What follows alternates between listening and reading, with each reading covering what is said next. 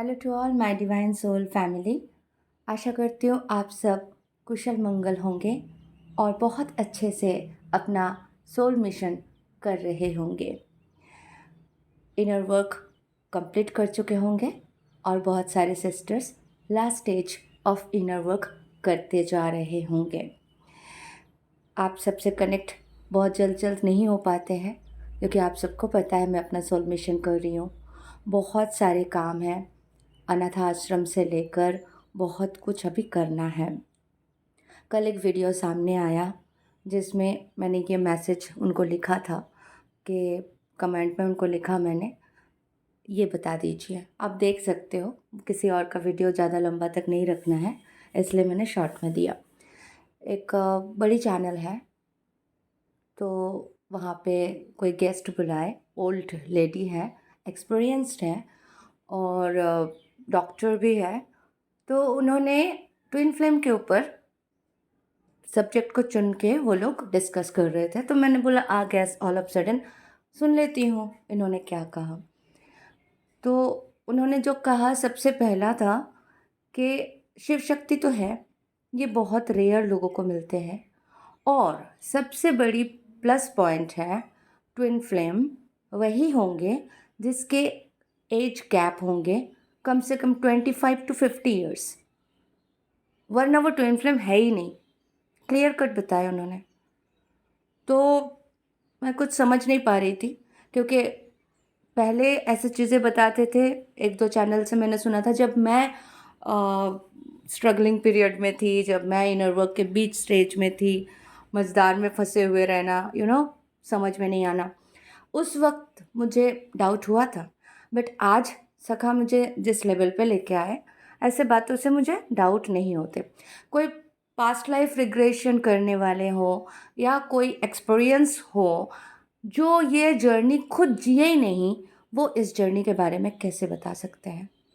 आप दूसरों को सुन के अपने क्लाइंट से एक्सपीरियंस लेके ब्रॉडकास्ट में आके बताते हो या आप चैनल्स में बताते हो और जो इस लाइफ को जिया है वो बताएंगे तो कैसा रहेगा। मैं हार्डली मेरे डीएम से 6-7 साल की छोटी हूँ, तो मुझे भी ये सीन आया था सामने, डाउट आए थे कि हो ही नहीं सकते सेम एज के या 1-2 साल आगे पीछे के। फिर मैंने सोचा राधा कृष्ण जी, कहते हैं राधा जी तो उनके मामी जी लगते थे, आयन से शादी हुए थे तो 5 साल की बड़ी थी, ऐसे कहा गया है।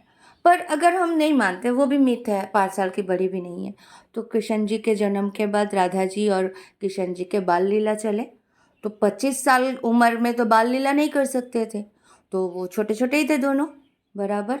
राम सीता जी की भी जोड़ी देखो, जब शादी हुई तो 50 साल के राम जी और 25 साल के सीता जी ऐसे तो नहीं थे, आसपास के ही एज के होंगे। एज का वर्णन नहीं मिलते हैं। हाँ, शिव शक्ति के बारे में बताया जाता है, माता सती फिर से माता पार्वती बन के वापस आई, वो सब समझ सकते हैं।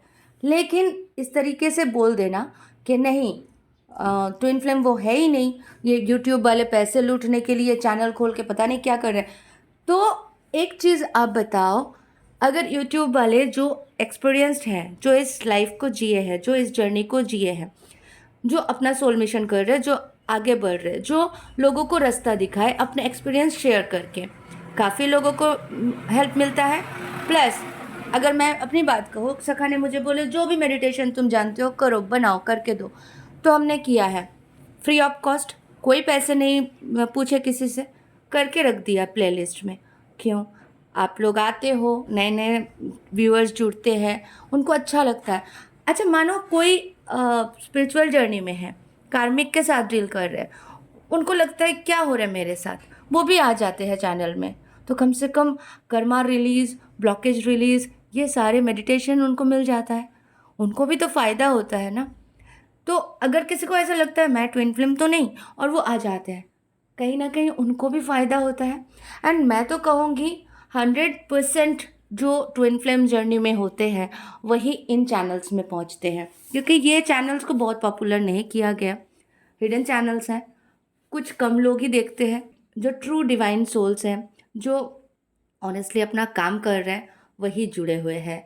तो बस यही डाउट क्लियर करने के लिए मैं वीडियो बना रही हूँ कि देखिए, बहुत सारे लोग बहुत सारे बातें बोलेंगे, लेकिन जो एक्सपीरियंस नहीं है, खुद वो जर्नी नहीं जिए हैं, दूसरों के मुंह से सुन के वर्णना कर रहे हैं, तो वो कितना सही बता पाएंगे, आप अच्छे से समझ सकते हो।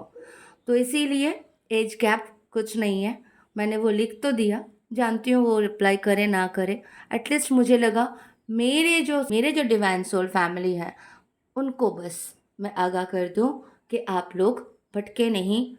ऐसे ऐसे वीडियोस सामने आते हैं तो आप सब अपने आप में दृढ़ निश्चित रहे और अपना काम करते जाए, इनर वर्क करके अपना ब्लॉकेज क्लियर करके कर्मा रिलीज करके आगे बढ़ते जाए।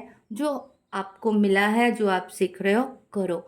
बहुत वीडियो नहीं देखना है, मैं भी बताती हूँ, 2-4 वीडियो दिन में देख लो, टाइम मिल रहा है तो। बाकी अपना काम करो, फाइनेंशियली स्ट्रांग बनो, काफ़ी सिस्टर्स कर रहे हैं, बनो, क्योंकि हमें जो अभी मिशन है ना, मेरा जो मिशन है, आप सबका भी है। एक तो टेम्पल का वर्क चल रहा है, हो गया। नेक्स्ट एक अनाथ आश्रम खोलना है, ठीक है, मैंने सीए से बात कर लिया है, क्या क्या डॉक्यूमेंट्स क्या क्या रिक्वायरमेंट है वो सब कर रही हूँ। हम 5 सिस्टर है, जो मैं, मेरी मम्मी और 4 सिस्टर, हम सब मिलके यहाँ पे एक ट्रस्ट बना रहे हैं, उसमें हम रहेंगे। और आप में से भी जो सामने आना चाहते हो, आप सब भी आओ। हम एक अकाउंट या कुछ खोल के रखेंगे, उसमें हम अलग से पैसे डालेंगे, वो पैसे हम किसी और काम में हाथ नहीं लगाएंगे, सिर्फ और सिर्फ अनाथ आश्रम के लिए जो जो रिक्वायरमेंट होगा, बच्चों के लिए घर बनाना, कपड़े लेना, ये वो सब हम एक साथ करेंगे। तो ये हमारा हो जाएगा। एंड वो अनाथ आश्रम के जो बच्चे होंगे वो भी गुरुकुल में भी रहेंगे, ठीक है, और भी बाहर के बच्चे भी पढ़ने आएंगे। तो धीरे धीरे इस तरीके से हम आगे बढ़ते जाएंगे हमारे सोल मिशन में। जो सिस्टर्स ब्रदर्स ऑनेस्टली जुड़े हुए हो, ऑनेस्टली सोल मिशन करना चाहते हो, वेलकम, मेरे साथ आइए। हम साथ मिलके अनाथालय, गुरुकुल, ओल्ड एज होम, गौशाला, ये सब करेंगे। फंड्स की आवश्यकता होती है और फंड्स के लिए हमें प्रयास करते जाना है आगे, अपने अपने जेब से भी लगाते हैं। एंड उसके बाद जो भी होगा आगे डोनेशंस लेके हम काम करते जाएंगे। So thank you so much, love you all, God bless you all.